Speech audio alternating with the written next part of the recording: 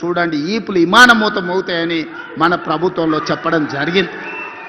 మిత్రులారా, ఇలా రైతులకు చూడండి, రైతు భరోసా కావచ్చు, రైతు రుణమాఫీ కావచ్చు, రైతు గిట్టుబాటు ధర కావచ్చు, రైతు బీమా కావచ్చు, రైతులను ప్రతి నిమిషం ఆదుకొని రైతాంగ కుటుంబాలను ఈరోజు రైతును రాజును చేయడమే కాకుండా వ్యవసాయం దండగ కాదు వ్యవసాయం పండుగ చేసి చూపిస్తామని ఈనాడు రైతాంగాన్ని మనం ఆదుకున్నాం. ఇక మా ఆడబిడ్డలు మా అక్కలు ఈడనే ఉండరు. నేను హెలికాప్టర్ల పైనుంచి వచ్చేటప్పుడు తుమ్మల గారికి చూపించిన పాలపిట్టలు లెక్క చీరలు చూడు ఎంత మంచిగా ఉన్నాయో. దసరా పండుగ నాడు పాలపిట్టలు చూసినట్టుంది మా అక్కలు ఆ చీరలు కట్టుకొని వస్తుండే. ఇవాళ మా అక్కలు కెమెరామెన్ అక్కడ చూపి మా అక్కలందరూ పాలపిట్ట చీరలతో ఎంత మంచిగా ఉన్నారు. ఇంటాయన కూడా సంతోషపడతాడు మా అక్కలందరూ ఇంత మంచిగా కనిపిస్తున్నారు అంటే. ఇవాళ మా అక్కలందరూ పాలపిట్ట చీరలు కట్టుకొని ధైర్యంగా మా తమ్ముడు వచ్చిండు పండుగ పూట చీర పెడితే మాకు సారే అని చెప్పి ఇవాళ తమ్ముడిని ఆశీర్వదించడానికి ఇంత దూరం వచ్చారు మా అక్కలు. ఆ ఎల్ల బతుకమ్మ చీరలు ఇచ్చింది. ఎన్నడన్నా మా అక్కలు కట్టుకున్నారా? అక్కల్ని ఆలోచన చేయమని నేను అడుగుతున్నా. బతుకమ్మ చీరలు ఆ ఎల్ల ఇస్తే సూరత్ నుంచి కిలోల కొద్ది కొనుక్కొచ్చి కోట్ల రూపాయలు మీరు కమిషన్ తీసుకుంటే బతుకమ్మ చీరలలో కూడా ఆ చీరలు తీసుకెళ్లి వ్యవసాయ పొలాల కాడ మొక్కజొన్న కాడ పిట్టలను బెదిరించనిక కట్టిండ్రు తప్ప ఆడబిడ్డలు ఎప్పుడన్నా ఆ చీరలు కట్టుకున్నారా? మీ బతుకు జడ ఆడబిడ్డలకు పెట్టే చీరల్లో కూడా మీరు కమిషన్ వదలకపోతేనే మీది కూడా ఓ బతికేనా అని ఇవాళ మా ఆడబిడ్డలు అనే పరిస్థితి వచ్చింది. కానీ ఇవాళ మా అక్కలు సంతోషంగా మేమిచ్చిన ఇందిరమ్మ చీరలు కట్టుకొని ఇవాళ వచ్చారు. అదేవిధంగా మా పొన్నం ప్రభాకర్ చెప్తున్నాడు, మొన్న సమ్మక్క సారలమ్మ జాతరలా లక్షలాది మంది ఆడబిడ్డలకు ఉచిత బస్సు ఇచ్చినామని. నేను అడుగుతున్నా ఇవాళ 2 ఏళ్లలో మా అక్కలే సాక్షి, ఏడన్నా బస్సులు ఎవరన్నా ₹1 అడిగినరా అక్క? మిమ్మల్ని కిరాయి అడిగినరా అక్క? నిజం చెప్పురే. అడిగితే మీ తమ్ముని ఫోటో చూపించమని ఆయననే చెప్పిన కదా. కిరాయి పైసలు అయితే మా తమ్ముడు కడతాడు, పట్టణంలో ఉన్నారు తెచ్చుకోపోండి అని చెప్పమన్నానా? 2 ఏళ్లలో ఆడబిడ్డలకు ఉచిత బస్సు ప్రయాణానికి 9,000 కోట్ల రూపాయలు నేను పొన్నం ప్రభాకర్ గారికి లెక్క కట్టి నెల నెల పైసలు కట్టిన. మా ఆడబిడ్డలు బస్సులో ఉచితంగా పోతే ఆ ఎల్లా అమ్మగారింటికి పోవాలన్నా, అమ్మవారిని దర్శించుకోవాలన్నా, కొండగట్టుకోవాలన్నా, వేములవాడ రాజన్నను దర్శించుకోవాలన్నా ఇంటి ఆయన ముందల చేయి చాపాలి మా అక్కలు. అయ్యా నేను రాజన్న దగ్గరకు పోయేస్తా, కొండగట్టుకు పోయేస్తా అంటే ఇంటి ఆయన చెప్పడే ఇప్పుడు దసరా పండుగ కదా దీపాలు కోదు కానీ లేకపోతే ఉగాది పండుగ పోదు, ఇప్పుడు ఏం తొందర ఉందని. అమ్మగారింటికి పోయేస్తా అంటే ఇప్పుడు ఏమంతా పొడుచుకొచ్చింది అమ్మగారింటికి పోయి చూసిరానికి అని అనేటోడు.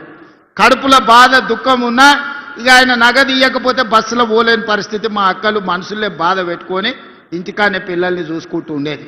ఇవాళ పరిస్థితి ఎట్లుంది? ఇంటి ఆయన బాయికాడిపోతే అక్క అమ్మగారింటికి పోయి అమ్మని చూసి మళ్ళీ సాయంత్రం లోపల ఇంటికి వస్తుంది. అమ్మగారిని దర్శించుకోవాలంటే ఆలోచన లేదు, బస్సు ఎక్కి పిల్లల్ని తీసుకొని చక్కగా పోయి గుడికి పోయి దర్శనం చేసుకొని వస్తుంది. 9,000 కోట్ల రూపాయలు ఇవాళ మా ఆడబిడ్డల కోసం నేను ఖర్చు పెట్టిన. ఒక్కొక్క అక్కకు ఒక్కొక్క చెల్లెకు నెలకు 4-5 వేల రూపాయలు మిగులుతున్నాయి బస్సు ప్రయాణం నౌకరు చేసుకునేటోళ్ళకు. ఇది మేము ఇచ్చింది కాదా? మహిళా సంఘాలు ఆనాడు స్వయక సంఘాలు అంటే ఒక పట్టు ఉండే, ఒక గౌరవం ఉండే. కేసీఆర్ వచ్చి ఖతం చేసిండు.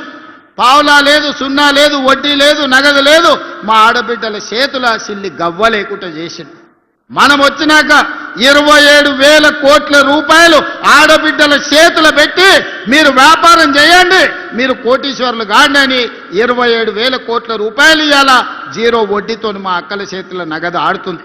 ఇవాళ బస్సులో ఉచిత ప్రయాణమే కాదు 1000 బస్సులకు మా పొన్నం ప్రభాకర్ గారు ఆడబిడ్డలను యజమానులను చేశారు. ఆర్టీసీకే బస్సులు పెట్టి ఇవాళ మా ఆడబిడ్డలు నడిపించే పరిస్థితి వచ్చింది. ఇవాళ జిల్లా కేంద్రాలలో పెట్రోల్ బంకులు ఇచ్చి వ్యాపారం పెట్టించినాం. ఇవాళ సోలారు విద్యుత్ అదాని అంబానీల కాదు ఆడబిడ్డలు కూడా సోలారు విద్యుత్ ఉత్పత్తి చేస్తారని ఈరోజు సోలారు విద్యుత్ ఉత్పత్తి కేంద్రాలను 1000 మెగావాట్లు మా ఆడబిడ్డలు పెట్టి ఇవాళ రాష్ట్ర ప్రభుత్వంతో వ్యాపారం చేస్తారు. ఇవాళ చాలా మంది యువకులు చదువుకున్న వాళ్ళు శిల్పారామం చుట్టూతా మైక్రోసాఫ్ట్, ఇన్ఫోసిస్, విప్రో లాంటి పెద్ద పెద్ద ఐటీ కంపెనీలు ఉన్నాయి.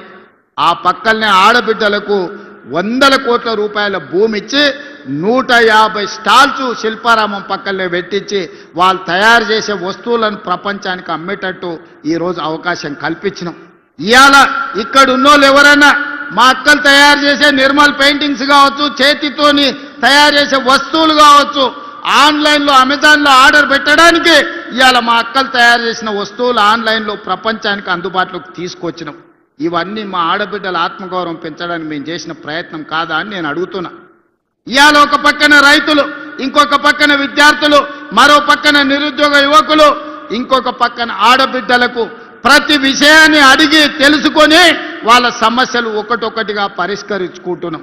10 ఏళ్ల నుంచి తెలంగాణ రాష్ట్రంలో నీ పీడ బట్టి నీ చీడ బట్టి సమస్యలు పేర్కపోతే ఒక్కటొక్కటి పరిష్కరించుకుంటూ వస్తున్నాం.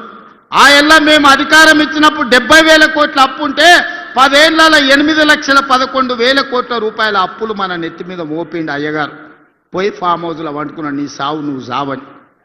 8,11,000 కోట్ల రూపాయల అప్పులతోని నాకు అధికారాన్ని చేతులు పెడితే ఏం చెయ్యాలో నాయనా అని దిక్కుదోచని పరిస్థితిలో కన్నోని కాళ్ళు పట్టుకొని ఢిల్లీకి పోయి అడుక్కోనోని అందరి దగ్గర పోయి కూర్చొని ఇవాళ ఒక దారిలోకి పట్టుకొచ్చి ప్రభుత్వాన్ని నడిపే పరిస్థితి తీసుకొచ్చినాం.